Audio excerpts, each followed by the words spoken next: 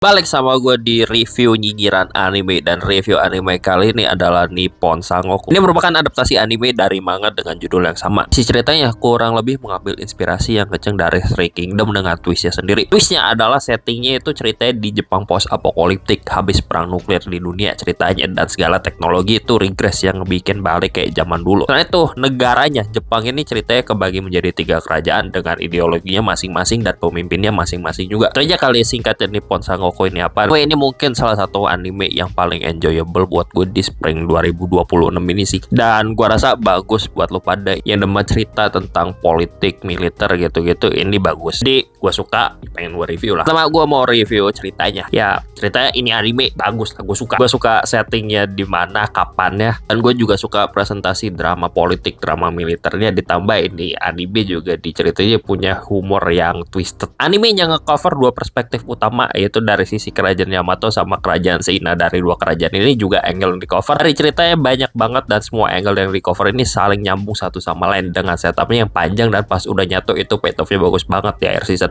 Hasilnya ngebikin presentasi cerita yang kompleks yang berusaha menjelaskan perang ini banyak banget perspektif, dan dari banyak ke perspektif itu nggak jarang juga banyak clash-nya. Minusnya gue cuma pengen lebih panjang aja ceritanya gitu loh, karena sayang aja sekarang baru ngecover 2 kerajaan, dan yang satunya nih karena katanya Three Kingdom nih, yang satu ini masih hilang, yang satunya cuma ditis di episode terakhir, dan gue tunggu dah ini anime kalau ada lanjutannya gimana sih satu kerajaan ini. Overall ya udah gue enjoy ceritanya gue rasa bagus. Oh ya, gue juga suka sih sama penjelasan strategi perangnya, mantep ya, kira jelas banget sih, nyontek di Three Kingdom juga. Dan itu gue juga sukanya di series gak cuma nunjukin spektakel perang biar kelihatan keren doang, tapi juga ngingetin lu pada kalau perang itu kejam dan bakal banyak korbannya. Jadi kayak obvious banget gue rasa ini bukan cerita yang pengen lu pada mengglorifikasi perang juga. Nah end goalnya ya Jepang bersatu gitu buat kedamaian. Kan tadi udah cerita, sekarang gue mau ngomongin karakter ini series ya di 2 kerajaan yang di cover ini, di kerajaan Yamato sama kerajaan Sei. Ini kerasa banyak banget, tapi somehow bagi gue pembagian screen time, pembagian role-nya masing-masing oke-oke aja gitu, gak terlalu kerasa dilupain lah karakternya. Kayak karakter yang penting dapat gitu role gimana, dan karakter sampingnya juga ya fine-fine aja gitu pembagian gituan. Ini juga jatuh ke cerita dimana gak ngandelin satu perspektif dari kacamata si MC doang, tapi ini cerita yang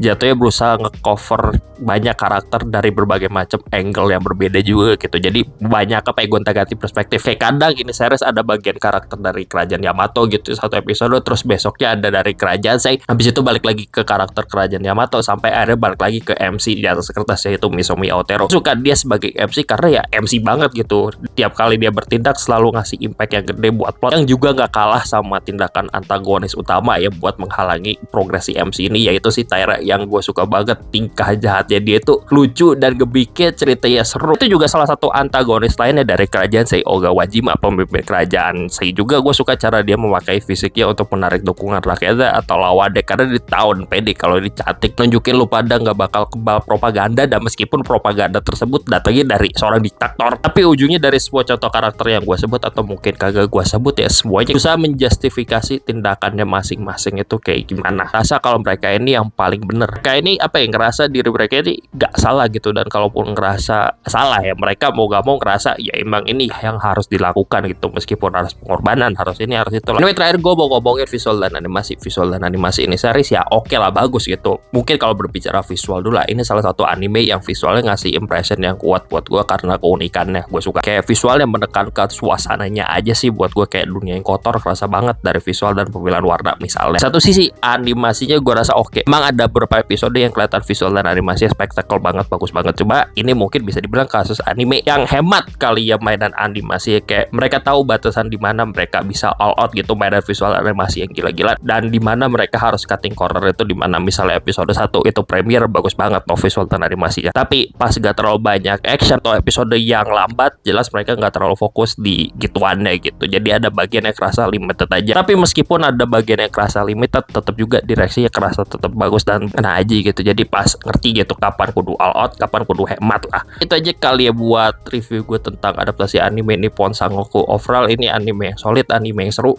dan rating gue pribadi 8,5 dari 10, bagus dari awal sampai akhir, dan gue rasa cocok buat tuh pada yang demen drama militer dan politik. Ini series yang bagus. Ini anime juga sebenarnya pengen gue kasih rating di atas 9 gitu, coba ada beberapa hal pribadi buat gue yang ganjel ya, gak bisa gue kasih rating di atas 9, tapi 8,5 dari 10 juga bagus lah gitu. Dan minusnya ini anime ya gak bisa ngebikin gue kasih rating lebih tinggi juga most of the time ini nitpick gue pribadi aja, perasaan gue pribadi aja. Kadang kerasa aja cerita ini anime itu nge-skim hal tertentu doang, dan kadang juga kerasa ini struktur dialog sama narasinya buat gue kerasa kayak terlalu ketiplek sama penyampaian cerita di manga, alih-alih ngebikin penyampaian cerita yang lebih cocok buat medium anime. Cuman di satu sisi buat series yang perlu banyak eksposisi, perlu banyak penjelasan, mungkin ini cara yang lebih aman kali ya. Gue nggak tahu deh itu, tapi perasaan gue pribadi aja sih. Gak tau lu pada paham atau kagak, tapi itulah nyinyiran gue. Anyway, yang jelas gue ngarep aja bakal ada lanjutan season 2-nya, karena ini anime tamatnya gantung banget gitu, dan manganya juga masih ongoing, jadi gue butuh banget kelanjutannya gitu. Gue pengen ada. Pokok segitu aja review gue ke adaptasi anime Nippon Sangoku. Udah, bye.